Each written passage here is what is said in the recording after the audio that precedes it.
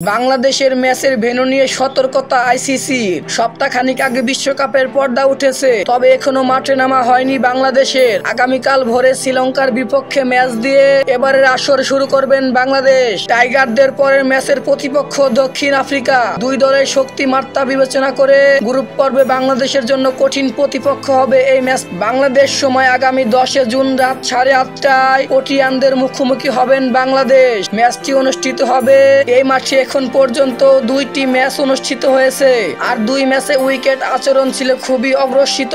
3 June দক্ষিণ আফ্রিকার বিপক্ষে শ্রীলঙ্কা 19 ওভার 1 বলে অল আউট হয়ে 77 রানে 6 উইকেটে জয়ের পথে। এই রান তুলতে দক্ষিণ আফ্রিকা খেলতে হয় 16 ওভার 2 বল। এরপর ভারত আয়ারল্যান্ড ম্যাচে ঘটে একই ঘটনা। 16 ওভারে 95 রানে অল আউট হয় আয়ারল্যান্ড। এই রান ভারতকে তুলতে 12 ওভার 2 বলে 2 উইকেট হারিয়েছে।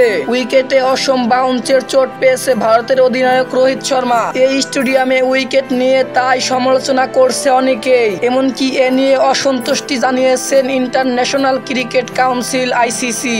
গতকাল একক সংবাদ বিজ্ঞপ্তিতে নাউস স্টেডিয়ামে উইকেট নিয়ে অসন্তুষ্টির কথা জানান বিশ্ব ক্রিকেট সর্বোচ্চ নিয়ন্ত্রক সংস্থা। সাংবাদিক বিজ্ঞপ্তিতে আইসিসি বলেছে, আইসিসি বুঝতে পেরেছে আমরা সবাই যেরকম আশা করেছিলাম নাউট কাউন্সিল ইন্টারন্যাশনাল ক্রিকেট স্টেডিয়ামে উইকেটগুলো সেরকম আচরণ করিনি। গতকালে ম্যাচগুলোর পর বিশ্বমানের মাঠকর্মী কঠিন পরিশ্রম করে পরিস্থিতি সমালোচনার চেষ্টা করেছে এ ভেন্যুতে পরের ম্যাচগুলোর জন্য, যাতে সম্ভাবনা সেরা উইকেট দেওয়া যায়। হ্যাঁ দর্শক, টি-20 বিশ্বকাপের সকল নিউজ আগে পেতে আমাদের চ্যানেলটি সাবস্ক্রাইব করে আমাদের পাশেই থাকবেন।